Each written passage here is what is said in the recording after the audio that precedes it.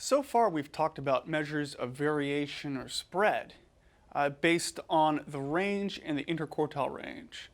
One problem with both of these measures of variation is that you're not including information from all the data points, from all the sets of observations.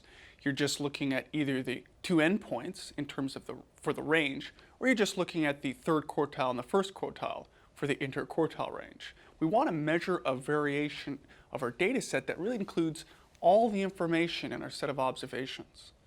One measure of variation that we might consider is to think about the average of the distances from the mean for our set of observations. To put it another way, we might view the variability of our data points in terms of the distance of each observation from the mean. For example, we could add up all the distances of our observations from the mean and then divide by the sample size. So this is also can be considered kind of looking at deviations from the mean. So let's look at a few examples. But the notation is really all you're doing here is for this sort of average of distances from the mean, you're taking each observation, subtracting out the mean, so you get the distance from the mean, and you're adding up all those distances or deviations, and then you're dividing by the total sample size. So let's look at a few calculations. Suppose we have a set of observations that just consists of the numbers 1, 2, 3, 4, and 5, with this, so that sample size is 5. We know that the mean is simply adding up all those values, dividing by the sample size, so it's 15 divided by 5, or 3. So x bar, or the mean, is 3. That's the sort of typical observation in this set of observations. But suppose we want to look at this measure of variation in terms of distances from the mean. What we'll do is we'll subtract the mean from each observation and then calculate the average of those distances from the mean. So for example, for that first observation of I equals 1, the distance from the mean is 1 minus 3, or negative 2. But to really think about this in sort of visual terms, we can think about these observations of distances in terms of values above and below the mean. So here we have a number line. That middle part of the number line is x bar. That's the mean of our set of observations. And then we can consider our data points as lying above the mean and below the mean. So if an observation is higher than the mean, it's going to be in the positive range. If an observation is lower than the mean, then it's going to be in the negative range. So all of our observations, each observation can be thought of as how far is it from the typical observation in our data set as calculated based on the mean. So distances below the mean are in the negative territory. Distances above the mean are in the positive territory. And then if an observation happens to have the same value as the mean, it's just going to lie right on that middle part labeled x bar. So let's, for a reference, kind of extend the line for the mean just as a reference line. And we're going to look at the distances above and below the mean for our set of observations. So that first observation is negative 2 in terms of the distance from the mean. So the observation is 1. You subtract out the mean, which is 3. And so that observation of 1, it lies 2 values lower than the mean. So we might plot it as a line here. So that is that first distance from the mean. It's 2 distances, 2 units away from the mean. And it's lower than the mean, so it's in the negative territory. Our next observation is 2. So how far is it from the mean? Well, it's 1 value lower than the mean, so it's in that negative territory. You do 2 minus 3, and you get a value of negative 1. The next observation in our set of observations is 3. So how far is it from the mean? Well, you take 3 minus 3, and you get a value of 0. So that next observation lies directly in line with the mean. There's no distance from it from the mean. The next observation has a value of 4. So it is 1 unit higher than the mean. So we assign it a value, a distance of plus 1, because you take 4 minus 3, the sample mean, and you get a value of 1. And then finally, our last observation is a value of 5. So you take 5 minus the sample mean of 3, and you get a value of plus 2. So that last observation is now 2 units higher than the mean. So you can think of these 5 observations. All we've done is we've said how far are each of these observations from the sample mean. Some observations are lower than the sample mean, so they have a negative distance. Some observations are higher than the mean, so they have a positive distance. And one observation happens to have the same value as the sample mean, so it has no distance. It has a 0 distance from the sample mean. All we're doing is we're thinking of our data set in terms of how different each observation is from the mean. Right? We're just converting into these distances. Now, in terms of a measure of variability or spread, we might want to say instead of these 5 distances from the mean, we just want an average distance from the mean. Typically, how far off is an observation from the mean of our set of observations?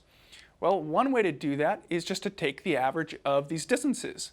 The problem is when you take the average of these distances, you get a value of 0. So as a measure of variation or spread in a set of data, a value of 0 is pretty meaningless. And as you can see, that there is some variation. It doesn't make sense to say that there's no variation because some points are higher, some points are lower, and there's one point that's right on the sample mean. But there is some variation in the data set, and this simple average of the distances from the mean, it's not reflecting the variation in the data set. And here's a problem if you take the average of distances from the mean as we've calculated it. It will always equal 0. So if you just take the average of deviations or distances from the mean as a measure of variability, it doesn't work. You get a value of 0 each time. The basic problem is that the values below the mean cancel out the values above the mean. And then the value at the mean is simply 0. So the point is that you have these distances canceling each other out. And that's because the negative distances cancel out the positive distances. So what we want to do is we want to measure a variation that turns these negative distances into positive distances so we can add all of them up together and get a positive value for or at least a non-negative value for a measure of variability in our data set. So one way to think about it is that we can square these distances from the mean. So if you square a distance, meaning if you take it to the power of 2, then a negative number can be positive. So -1 to the second power is -1 times -1, which is +1.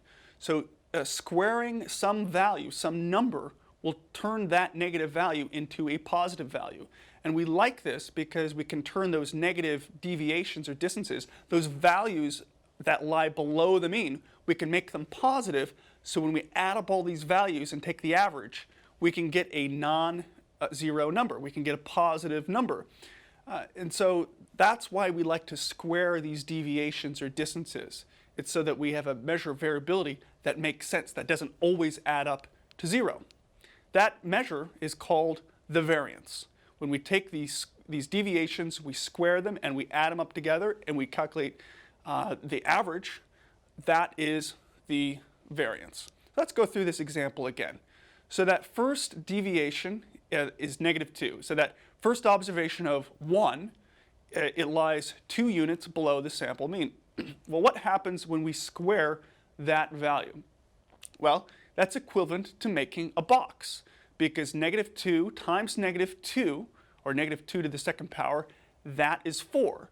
So that area of the box is 4.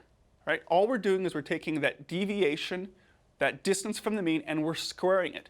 That's conceptually the same as making a box. So rather than a deviation below the sample mean, we're making a box. We're just squaring that deviation, and now that sort of distance from the sample mean, that distance is now represented by 4. Okay, so we're looking at that area of that box, which is 4. Let's take our next deviation. It's -1. So that next observation, it is a value of 2, and 2 is, in fact, 1 value below the sample mean. Well, if we square it, we take -1 to the second power, which is -1 times -1, and so that box has an area of 1. So instead of assigning that second observation a distance of -1, we now assign it this distance, this square distance of 1. that next observation has a value of 3, and since the sample mean is 3, that distance is 0. Well, if you take the 0 times 0, or 0 to the second power, you get a value of 0. So that distance for that third observation is still 0. If you look at the next observation, we have a value that is greater than the sample mean. So the next observation has a value of 4. So its distance is actually 1 unit higher above the sample mean. Well, if we take 1 to the second power, 1 times 1, we get an area of 1. So the squared distance of that observation from the sample mean is now 1. So instead of positive 1, it still gets a value of positive 1, but it's really 1 to the second power. That final observation has a value of 5. So you take 5 minus 3, and you get a value of 2. That it really means that it's 2 units above the sample mean. Well, what happens when we take the square of that distance? Well, you take 2 to the second power, and you get a value of 4. So that squared distance, instead of being 2, it's now 4. All we've done is we've taken these distances from the mean, and we've turned the negative values positive by squaring them, and we've taken the positive values and just inflated them by squaring them. You can see that instead of just looking at the distances, we're now looking at the squared distances from the mean. And all the values are either positive, or if it's just right on the mean, that for that particular observation, it now is a value of 0. The nice property of these distances is that we can now calculate an average of these squared distances, and that average of squared distances will be positive. So conceptually, you can think of the total variability in this set of observations. It's just simply the sum of these areas of these boxes. So 4 plus 1 plus 0 plus 1 plus 4. You're adding up the area of these boxes. That's sort of a snapshot measure of how much variation there really is in this set of data. And so when you add that up, you get this value of 10. You can see that there's quite a bit of variation. But the variance for this set of observations, we want to think about the average of the variability. But before we do that, I want you to think about in terms of what might constitute less variability and what might constitute more variability in a set of observations. So a set of observations with less variability, you have data points that really aren't that different. You're going to have a smaller total area taken up by these boxes, meaning the sum of the squared deviations or distances from the mean, it's going to be smaller. So in this case, the sum of the squared deviations from the mean is 1 plus 1 plus 0 plus 1 plus 1. So it's 4. And you can visually see this. The area of the boxes, it's just smaller. You add up the total area. A set of observations with greater variability, it's going to take up more area if you just look at the area of the boxes. So in this set of observations, it's a different set of observations, you have more variability, and you can see this. To put it another way, the sum of the squared distances from the mean is higher. So you add up the area of the boxes. So you can see that this sort of squaring of the distances from the mean, what happens is that it still encompasses the variation of the data set. So if you have a data set with more variation, the sum of the squared distances is going to be greater. If you have less variation in your data set, the sum of the squared distances or deviations is going to be smaller. But we want to look at sort of a single number in terms of the variation. And that single number is the variance. And the variance is the sum of the squared distances from the mean divided by the sample size. So let's look at this again. For our original data set, in which we had values of 1, 2, 3, 4, and 5, if we take the average of the sum of the squared distances from the mean, we get a value of 2. All we're doing is we're adding up the areas of these boxes, and then we're dividing by the total number of boxes, or the total number of observations. So 10 divided by 5 is 2. 10 here is the total variability in our data set. 5 is the number of observations. So as a number of overall variation, we get this value of 2. That value is known as the variance. When you take the sum of the squared deviations and divide by the total number of observations, you get the variance. The units for variance, because the distances are now squared, the units of the variance are in terms of units squared. So in this data set, suppose our units were miles. Well, then the variance would be expressed in miles squared. If our original data set consisted of units of inches, the variance would be expressed in inches squared. And that simply reflects the fact that we're calculating the variance based on the square deviations from the mean. Right. Now, one way to kind of think about the variance is that it's really a typical box in our set of boxes. So each observation we've translated into a box because we're just taking the distance and squaring it. But the variance is kind of like, okay, well, what's the typical box? What's the sort of typical squared deviation from the mean? So for our original data set, when we had values of 1, 2, 3, 4, and 5, the typical box has an area of 2. And we've shown it here to give you an idea of what the typical box looks like. This represents sort of a typical square deviation from the mean. And you can see that this box, it's not the biggest box, it's not the smallest box, but it's kind of gives you an idea of how varied the set of observations are in our data set. Now, the important point is that the variance reflects the variability in our data set. So a data set with less variability, it's going to have a smaller typical box. It's going to have a smaller variance. A data set with more variability, it's going to have a larger typical box, reflecting the larger degree of spread or variation in the data set. So if we look at this data set, which has a smaller set of total variability, the total area of the boxes is smaller. The typical box for this set of observations has an area of 0.8.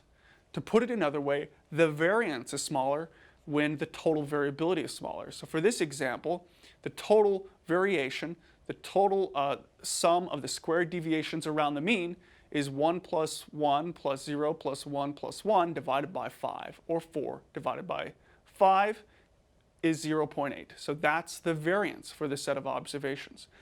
The variance for a data set with more variability has a box that is a little bit larger. So for this case, the variance is 9.4. The area of a typical box for this set of observations is 9.4. It's calculated the same way as before. You take the total variability for a set of observations, and then you divide by the number of observations.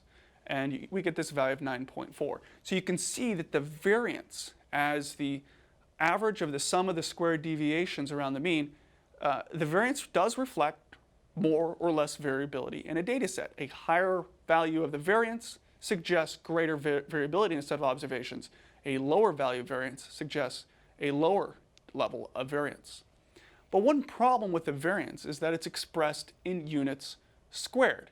And typically we want to think about a measure of variability in terms of the underlying units. So if our set of observations is expressed in miles squared, you want to think about a measure of variability expressed in miles, not just miles squared. So this highlights one problem or disadvantage with the variance, which is that it can be difficult to interpret. When a measure of variability is in terms of units squared, what does that really mean? So one solution is to really think about a measure of variability that is based on the underlying units. So instead of units squared, it's in terms of the units. Instead of inches squared, it's based on inches. Instead of miles squared, it'll be based on miles. A simple solution is just to take the square root of the variance. The variance is based on squaring the deviations or distances from the mean, so to kind of undo that squaring, we just take the square root of the variance. When we take the square root of the variance, we create a measure of variation called the standard deviation. So the standard deviation is just the square root of the variance. So let's look at our set of observations for a data set of 1, 2, 3, 4, and 5. And let's think about what the standard deviation means. The variance is, as I mentioned earlier, is kind of like the typical size of the box for these set of observations. It's the typical square deviation from the mean. To calculate the standard deviation, you just take the square root of the variance. So for our set of observations, the variance is 2. The square root of the variance is 1.41 roughly. The great thing is this value for the standard deviation, it's now back to our original units. So if our data set is in miles squared, if our data set is in terms of miles, the variance will be in miles squared, but the standard deviation will be in miles now. So that's one great thing about the standard deviation. But what does the standard deviation really mean? Well, you can think of the variance as the typical square deviation from the mean. The standard deviation is really the side length of a typical box in our set of observations. So the variance is 2, the standard deviation is 1.41. So the standard deviation is really just the length of one of our boxes. It's the side length. And if you take 1.41 to the second power, you will roughly get a value of 2. And that just reflects the fact that the square root of the variance equals the standard deviation. And if you take the square of the standard deviation, you get the variance. So in many ways, the variance and the standard deviation are quite equivalent. But we like the standard deviation because it's based on the underlying units and not the unit squared, in contrast to the variance. So if we look at a data set with smaller variability, the variance will have a lower value. So, and in the similar way, the standard deviation will also have a lower value. So for this data set in which we have a sort of smaller degree of variability, the variance is 0.8, and then the square root of that variance is 0.9. To put it another way, the side length of our typical box is 0.9. So the standard deviation of 0.9 is reflecting the smaller degree of variability in this set of observations. If we look at a set of observations with greater variability, right, the variance is going to be larger, so the typical box, the typical square deviation from the mean is 9.4. And if we take the square root of that, we get the side length of our typical box, which is roughly 3. And so that is the standard deviation. The standard deviation is simply the square root of the variance. And this standard deviation is larger. Instead of a value below 1, we now have a value above 3. So this greater degree of variability in our data set is reflected by a larger standard deviation. So you can see that the total variability, the variance, and the standard deviation, they all change depending on the spread in our data set as calculated based on the deviations or distances from the mean. So let's return to our original data sets, and we have these values of 1, 2, 3, and 4, and 5, and we have these distances above and below the mean. These are just the distances, and they aren't squared. But the standard deviation is the side length of our typical box. It's the side length of the typical square deviation from the mean. Now when we look at the standard deviation for our data set, we get this value of 1.41 units. That length is given here. Now if we compare that standard deviation to the actual deviations or distances in our data set, you can see that it's pretty similar to these distances or deviations, but it's not the smallest, it's not the largest. It's kind of a typical distance from the mean. So the standard deviation can be viewed as a typical distance from the mean. For a set of observations, how far off, on average, is an observation from the mean? And if we sort our distances from the mean, you can see the standard deviation, it looks pretty typical. Right? It's not the smallest distance, it's not the largest distance, but on average, if we convert our distances into sort of a positive value, the standard deviation will be the typical distance from the mean. To put another way, the standard deviation, it is a standard deviation. So one great thing about statistics is that the language tries to be pretty clear. We try to be pretty clear about what we mean. So when people say, what is a standard deviation? You can say, well, it's a standard deviation. It's a typical distance or deviation from the mean. And what's useful about the standard deviation is that the greater the standard deviation, the greater the variability of a set of observations around the mean. And the standard deviation, as well as the variance, they both include information from all the observations. Unlike the range or the interquartile range, you're calculating the standard deviation variance based on all the observations. The other great thing about the standard deviation is it converts all this information about these observations into a single number. So we have a single number summary for the amount of variability or dispersion in a set of observations. The greater the value of the variance or standard deviation, the greater the variability or spread or dispersion of a set of observations around the mean.